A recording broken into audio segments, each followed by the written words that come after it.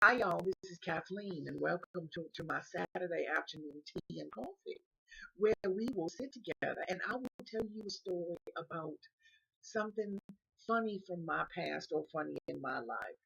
And the season, or I'm going to start this series with what I'm calling "I'm Too Fat for That" stories. My first story takes me back to when I was a teenager, back in Chalmette, Louisiana, where I grew up, and St. Bernard Parish, and to a organization called the CYO. Now they took us on trips about once a month. They would take all the young people on an excursion. And this particular excursion they took us on was when I was about 15 years old, and they took us to a stable. And at the stable, we got to ride horses. And this was important to me and my sister because we loved the cowgirl life. We loved westerns, and we would do fun things, um, like ride our bicycles and pretend that we were cowgirls. And we would enjoy that. And my dad would have these big bonfires, and he bought us cap guns, and we would run around shooting our guns and everything. So as children, we were very, very into the cowgirl thing. So when we found out that we had a chance to go and ride horses, we were all excited about that. And it was the first time we ever rode horses, and it was a big deal for us. Anyway, we got dressed up, and I had to look long and hard to find a pair of blue jeans to fit me, but I found some. In fact, as I recall, they were men's jeans. Um, See, at that time, it was the days of Twiggy. I don't know if any of y'all remember her, but she was a twig from the tree. Well, I wasn't a twig. I was a trunk. So I would look as far as I could to try and fit in, but it wasn't easy to be a chunky, fat kid living in a skinny world.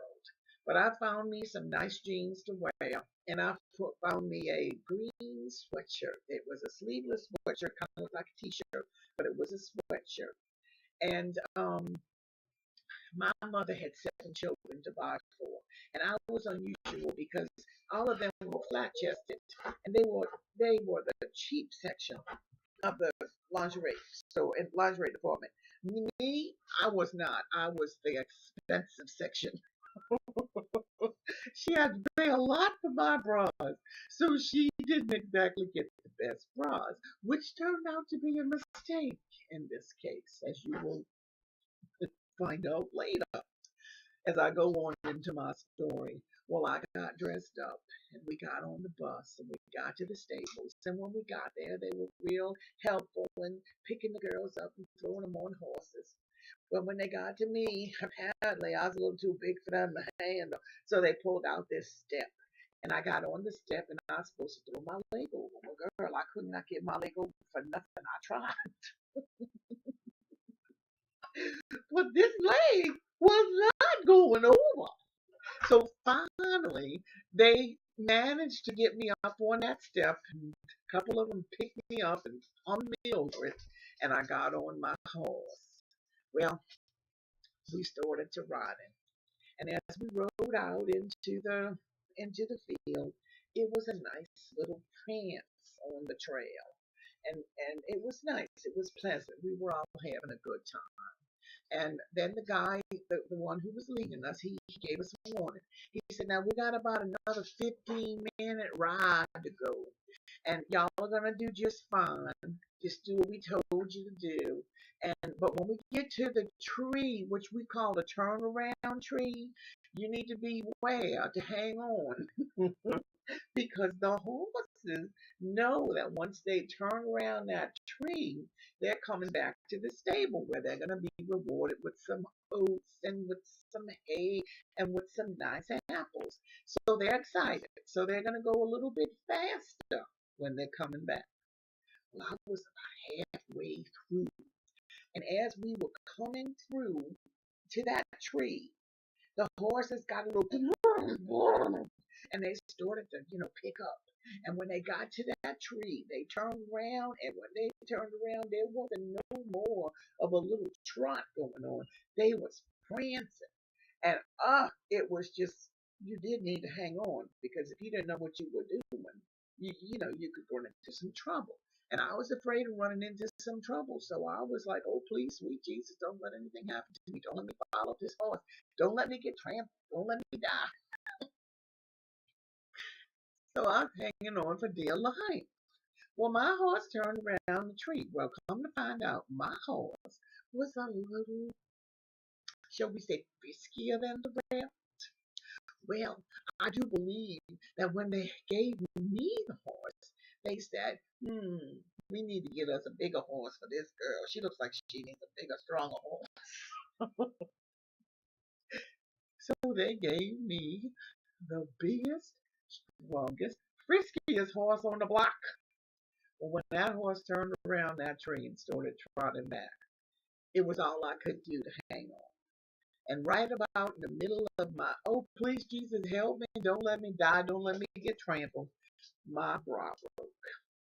And one strap was bad enough. But I was not going to let go of that horse's reins. I was hanging on to the hair. And I was praying. And my bra broke. And one of my boobies got out of that cup and started to just pound me in the face. But I wasn't about to let go. Even though the people around me were laughing and saying, look, a prop broke. Apparently their horses weren't as wild and crazy as mine. And they didn't have to fight so hard to stay on it. They had time to point their fingers and make fun of the poor woman running around on a wild horse with the flying boobies. Anyway, I made it through. And we were almost to the stables. And then the other one broke. So not only did I have the handle, I had to go. Honey, I felt like I was one of them speed balls, the ones that the boxers use, where they go, only it was